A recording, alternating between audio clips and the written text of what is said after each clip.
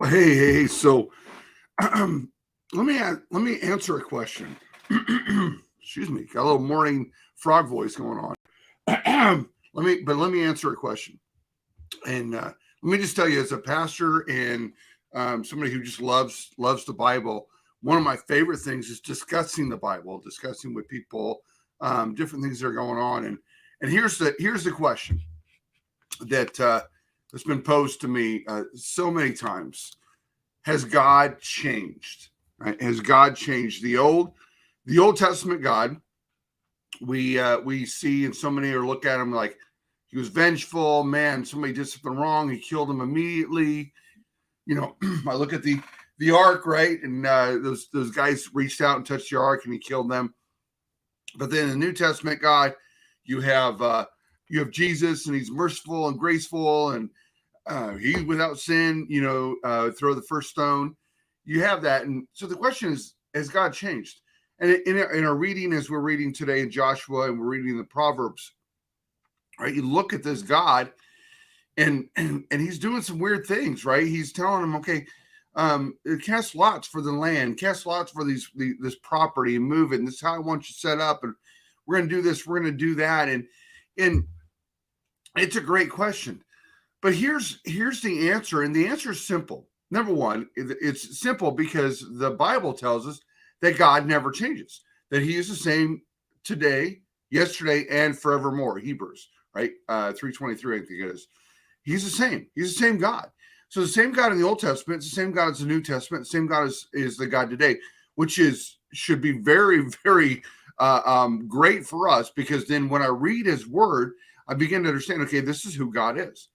But what the problem is, that when you and I read, we're reading in our mindset, we're reading in our day, in our circumstances, in our culture, and that's how we're reading the word. So we read something about what God did and killed these people, and they made a mistake, and they did the whole thing, and we wonder, well, what's going on? Or like one of the questions yesterday, and let me just pause there. If you have a question, hey, comment, let me know. I'd love to kind of chat about certain things. But one of the questions I think I received it yesterday was, what's up with praying to the east and sacrificing to the east, and what is all that about? Understand what God was doing.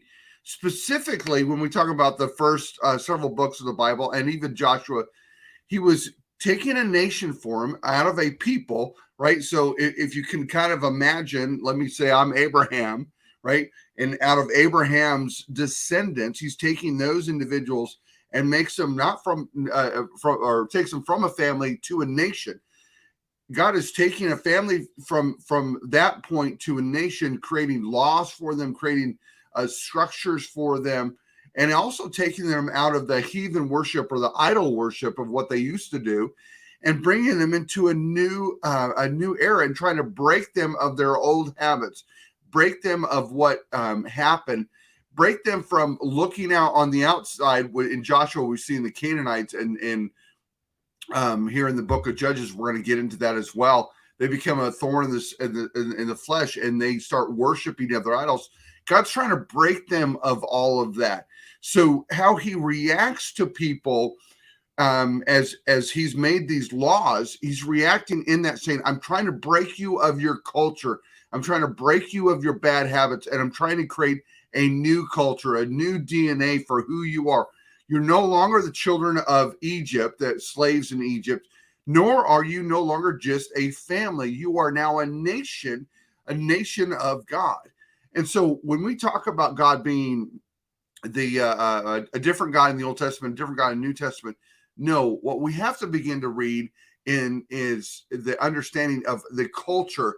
What's the culture and what's the DNA? What is God trying to do in that day with those individuals to break things? So when you begin to think God's different, Old and New Testament, he's not. Understand culture has changed, and therefore, as God is driving people into the right direction, he's utilizing his way, his will, his purpose, his grace, his mercy, right? Which we see a very, very much a God of grace and mercy in the Old Testament. He's forgiven them over and over. All the dysfunction of that family, he kept forgiving them. So understand, yes, God is the same God. And if you have any questions, hey, let me know. Reach out. Let's discuss some things. That's the way you and I grow. We're reading Proverbs now, and soon we'll get to my favorite proverb, which is iron sharpens iron. And we do that by rubbing off of each other, talking about different things. So when you think about God, understand he's still the same God today as he was yesterday.